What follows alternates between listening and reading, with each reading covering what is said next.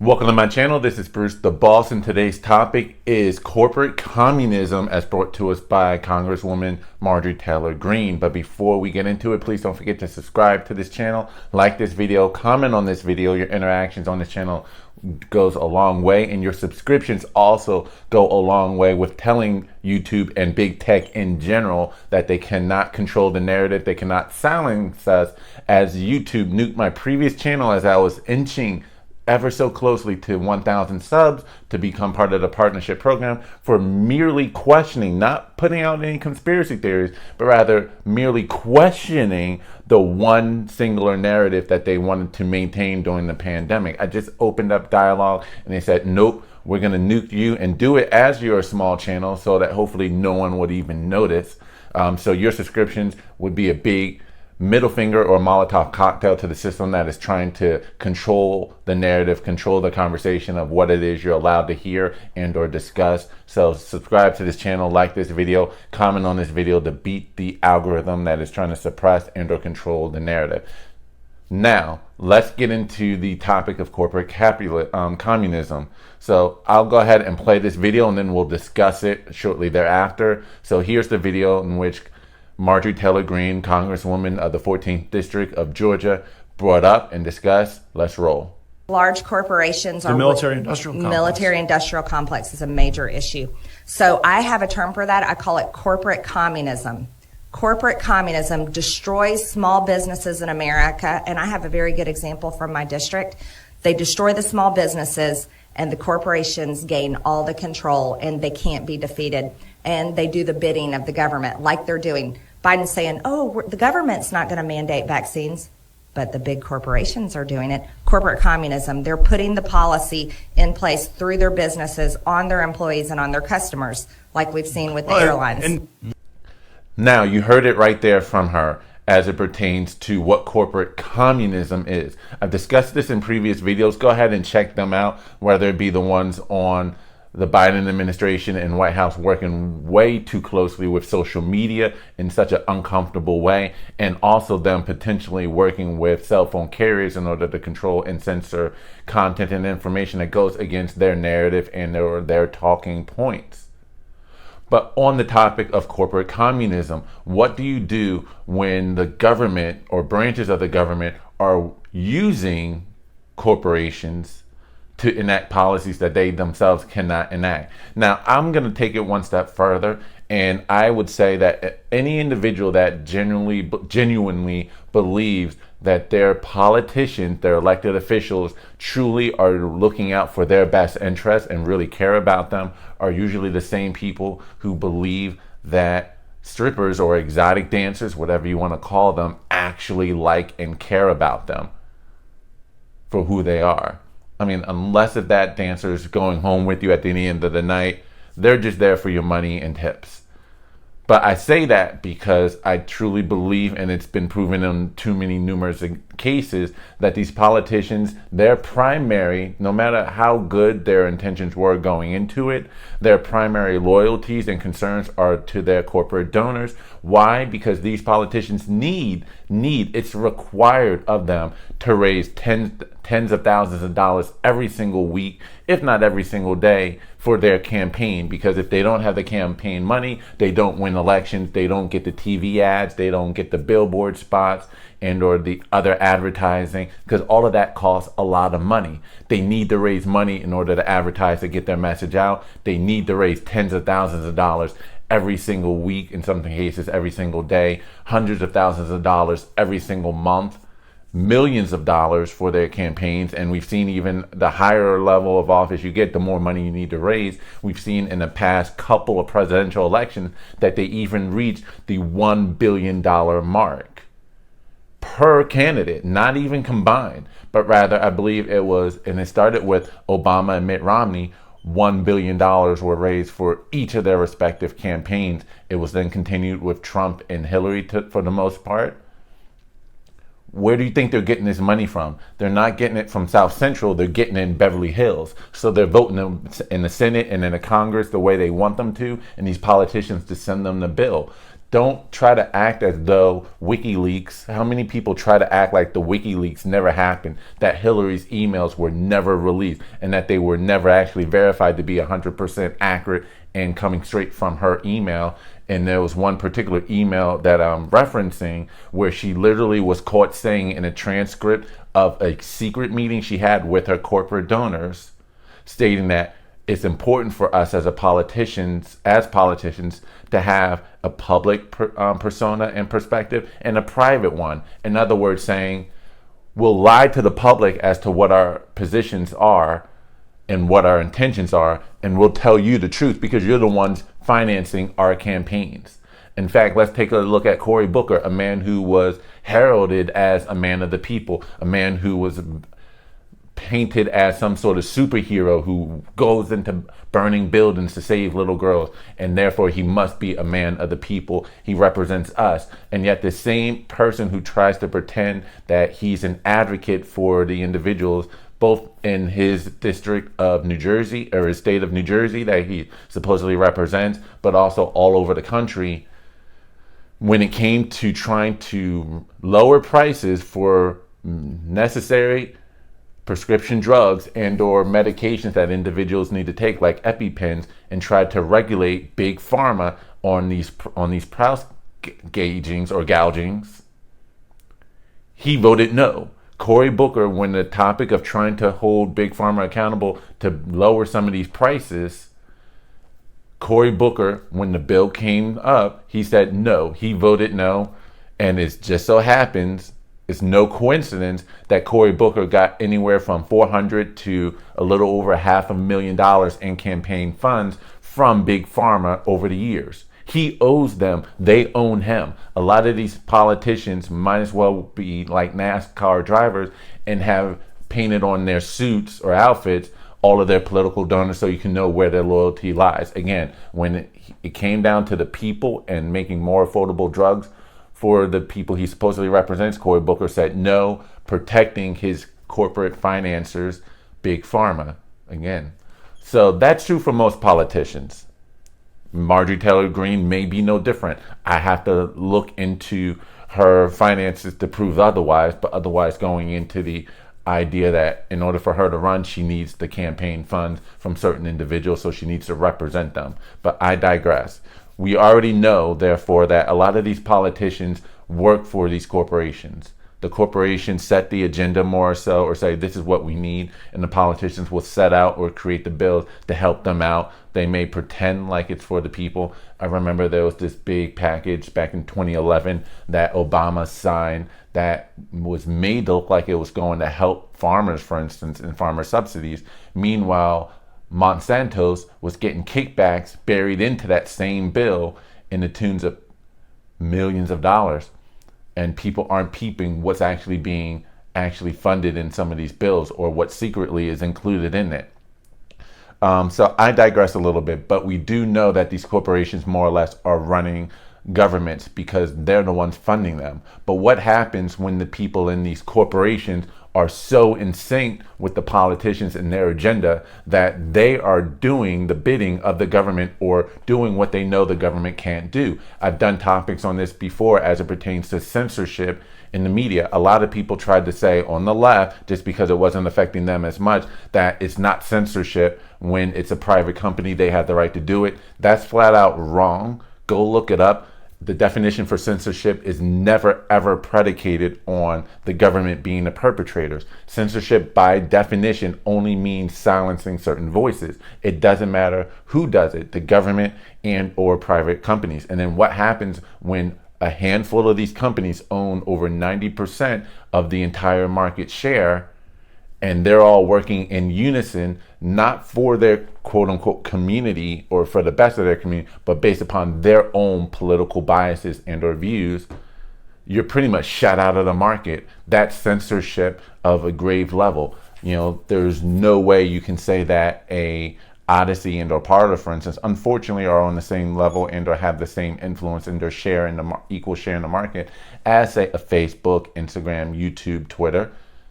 And in fact, when they did try to rise up, there have been many attacks keeping them at the bottom. So Parler, for instance, was literally deplatformed by these corporations who saw them as a threat when they were coming up, despite the fact that most of the organization for the Capitol riot was actually being done on Facebook, whereas Parler was cooperating with the FBI from the very beginning, before the Capitol riot even occurred, saying, hey, we identified these as potential problematic posts, look into it.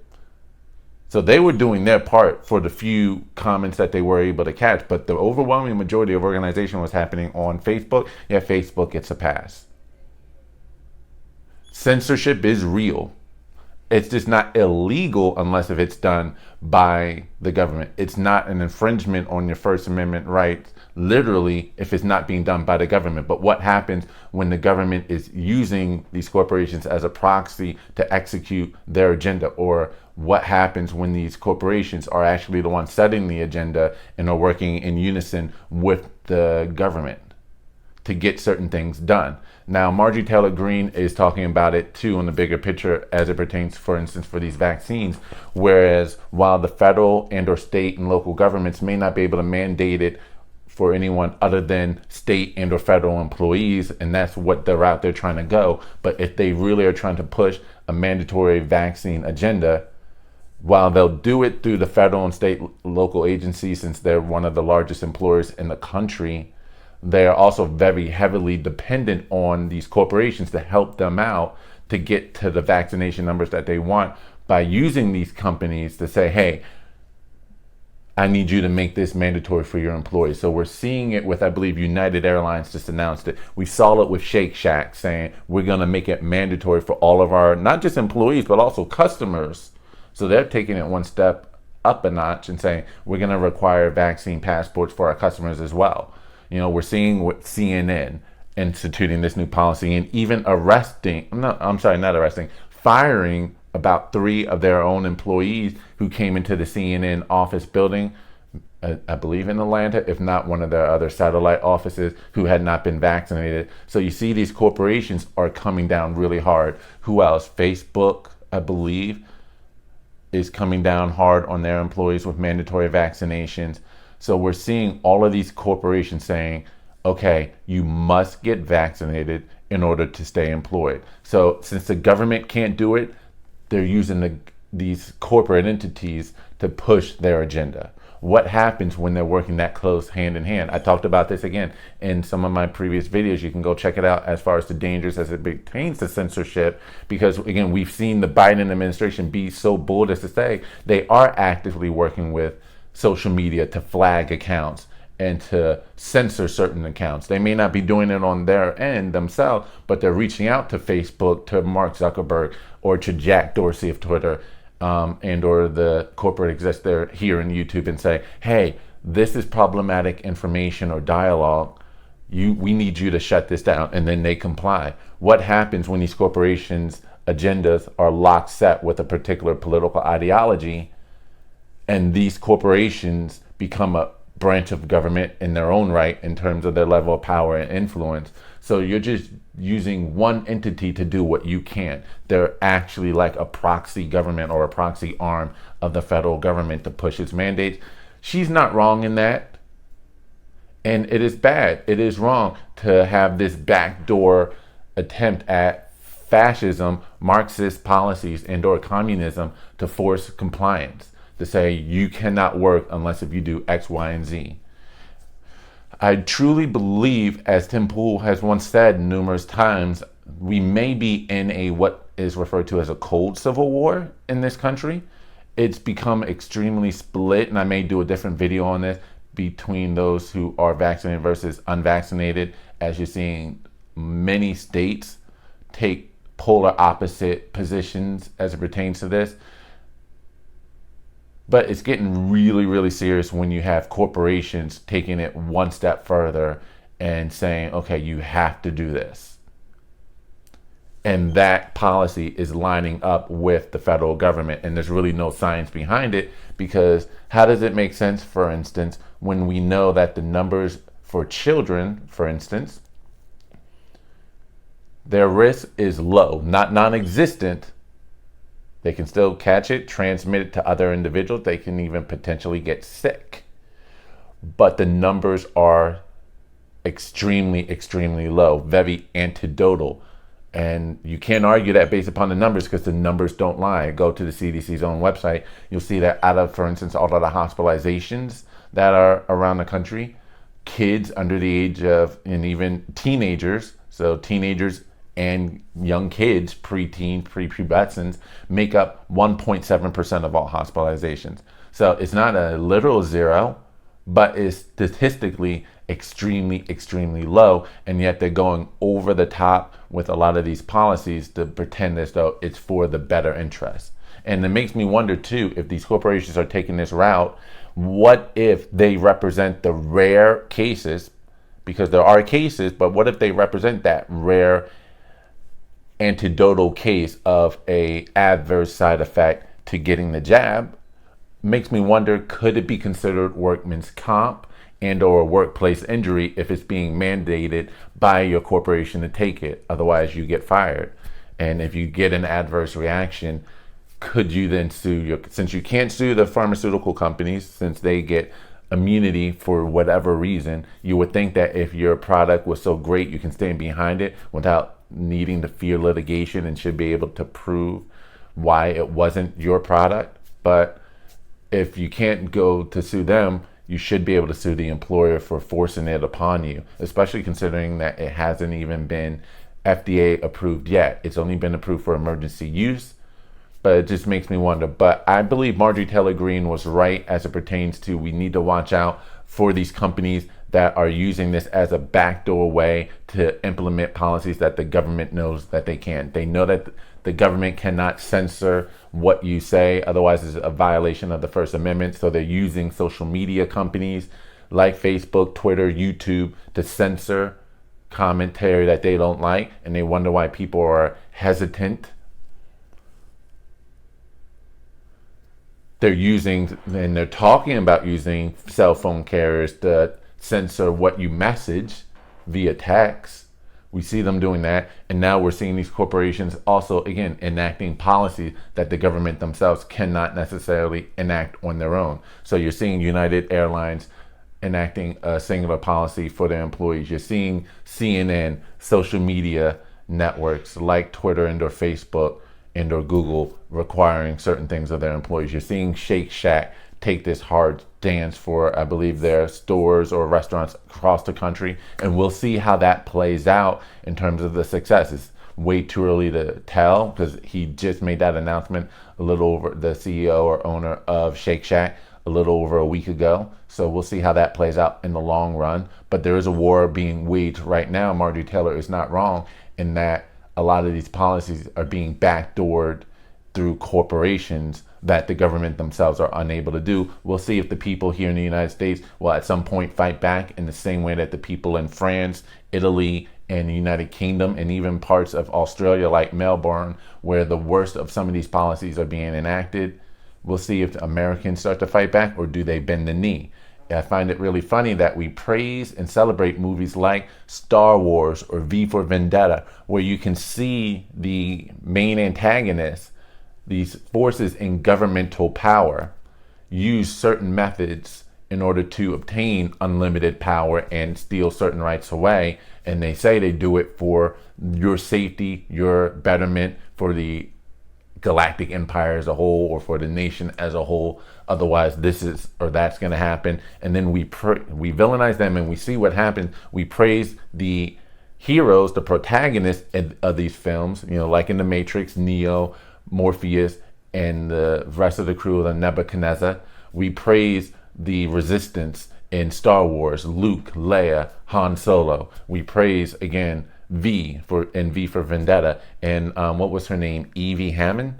You know, we praise these characters who are fighting back, and yet in reality, a lot of Americans anyway are just bending the knee, to take a quote from Game of Thrones. I find it very interesting, but we'll see if that bend the knee will continue as these policies become more and more infringed on your individual rights across the country. All right, so that's my video. Let me know what you think in the comment section. Otherwise, like this video, comment on this video, share this video, subscribe to this channel. This is Bruce the Boss, and I'm out. Peace.